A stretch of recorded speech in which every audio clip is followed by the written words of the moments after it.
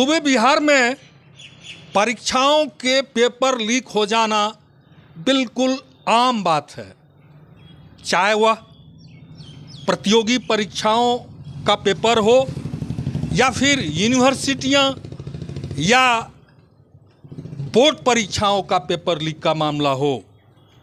होता यह अन्य सूबे में भी यदा कदा है, लेकिन यदा कदा ही सर्वदा नहीं। पर अपने सूबे बिहार में इसकी ऐसी फितरत है और प्रशासनिक महकमे के अंदर काम करने की पारदर्शिता या दूरदर्शिता या फिर यथार्थ स्पष्टता की इतनी कमी है कि परीक्षाओं के पेपर का लीक हो जाना बिल्कुल ही चौंकाता नहीं है, बल्कि विस्मित करता है कि हम एक ऐसे अभिशप्त सूबे के नागरिक हैं जहां भ्रष्टाचार, अदाचार, कनाचार और तमाम तरह की अनियमितताओं का यहाँ तांडव नृत्य होता है।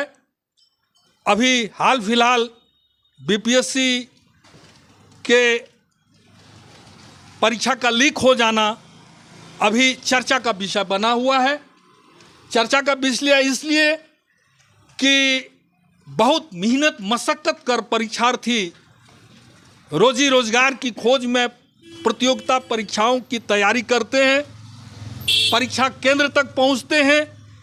इस भीषण कड़ाके की गर्मी में परीक्षार्थियों को कितना कठिनाई से केंद्र तक पहुंचना पड़ा होगा और फिर परीक्षा के बाद फिर टाई फिस ढाक के 3 पात और परीक्षा के पेपर लीक हो गए और इससे फिर निर्णय हो गया है कि परीक्षा रद्द कर दिया जाएगा।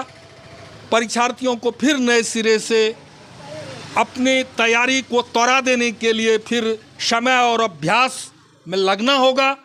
यह पेपर क्यों लीक होता है, इसका रीजन क्या है? इनका रीजन है अपने चंद लोगों को लाभ पहुंचाने के लिए किए गए प्रयास और फिर सरकारी महकमे में ईमानदारी की इतनी कमी होती है कि वह चंद पैसे के लेन देन में कोई भी कुकर्म करने के लिए कोई गुरेज नहीं करते।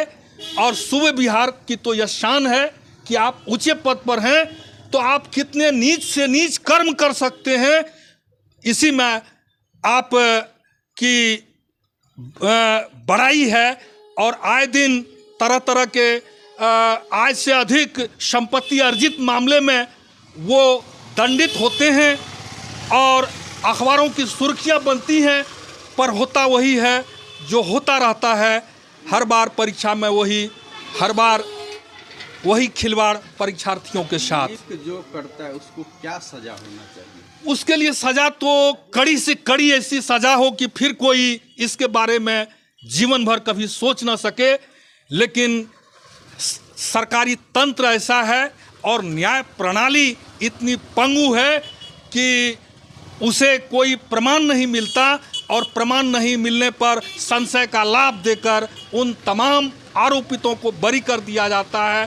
ढाक के 3 पात फिर से वही प्रक्रिया शुरू हो जाती है और यह सरकारी गुंडागर्दी चलती रहती है।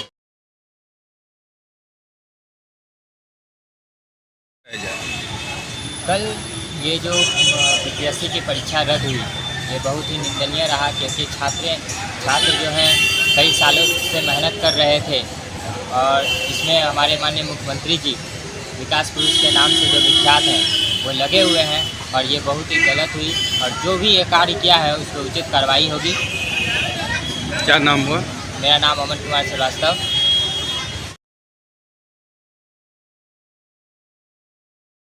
कल बीपीएससी का एग्ज़ाम हुआ और रद्द भी हो गया और पेपर। देखिए ये बात रात में हमको खबर के माध्यम से सूचना मिली कि बीपीएससी का पेपर जो है क्वेश्चन लीक हो गया, जो कि ये काफ़ी छात्र हित को देखते हुए काफ़ी निंदनीय बात है। और जहाँ तक बात है कि पेपर लीक होने की, तो हमारी सरकार माननीय मुख्यमंत्री आदरणीय श्री नीतीश कुमार जी हमेशा से शिक्षा, स्वास्थ्य सब चीज़ को तवज्जो देते हैं और काम किए। और उनकी हमेशा से प्राथमिकता रहा है कि जीरो टॉलरेंस गुड गवर्नेंस का। तो कभी भी हमारी सरकार में इस तरह से नहीं होता। कुछ लोग वहाँ पे ऐसे कुछ लोग हैं जो जिनके द्वारा पेपर लीक बार बार किया जाता है, लेकिन माननीय मुख्यमंत्री जी उस चीज़ में लगे हुए हैं। अविलंब उनकी गिरफ्तारी करके उसको सजा जरूर दिया जाएगा। यह माननीय मुख्यमंत्री जी लगातार करते आए हैं और ये बात भी उनका नीति के अनुरूप चल रहे हैं माननीय मुख्यमंत्री जी कि ना किसी को फंसाते हैं ना किसी को बजाते हैं। इस बार भी जो व्यक्ति पेपर लीक किए हुए वो बचने वाले हैं नहीं, वो बिल्कुल आज बिल्कुल ही फंसेंगे।